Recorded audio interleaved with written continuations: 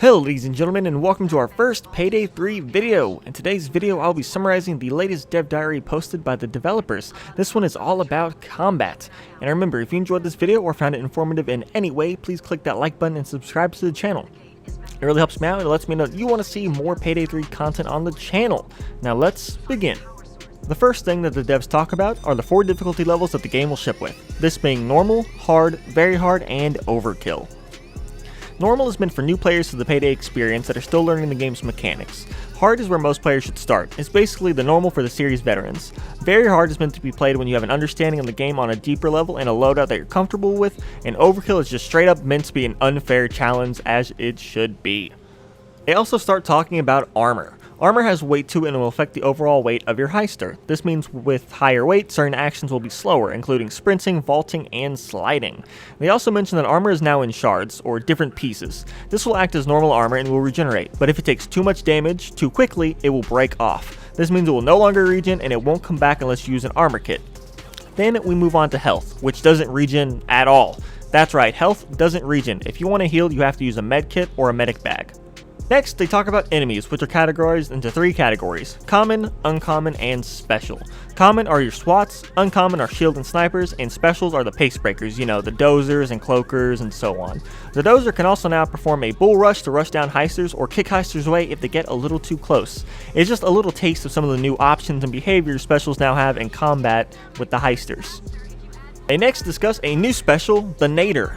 This new special comes with flashbangs and gas grenades that create, well, you know, a gas cloud. While players are in this gas cloud, they will take direct health damage and will not be able to sprint. But those aren't the only specials getting some new stuff. Tasers will now start with a partial stun, giving you time to react to them and shoot them before they go into a full stun and just completely lock you down.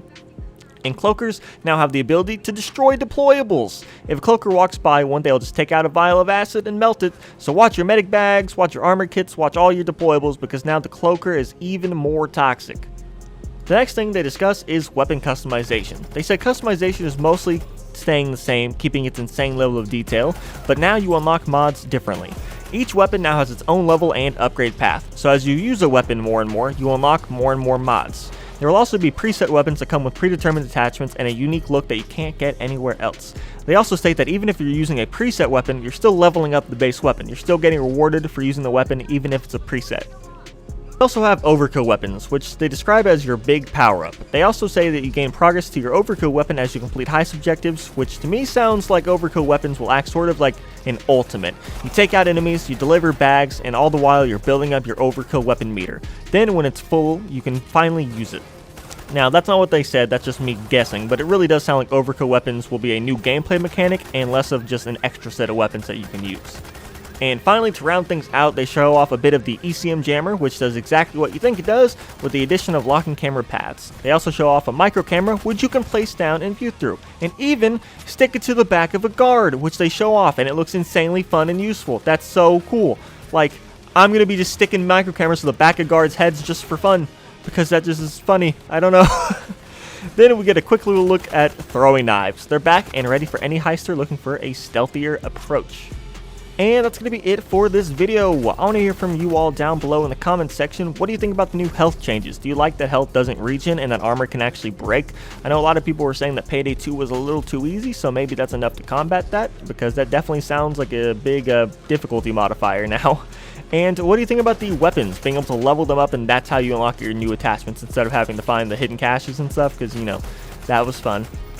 Yeah, and that's going to be it for this video. If you found it informative or liked it in any way, please consider leaving, you know, a like and subscribing to the channel for all of your Payday 3 news and content.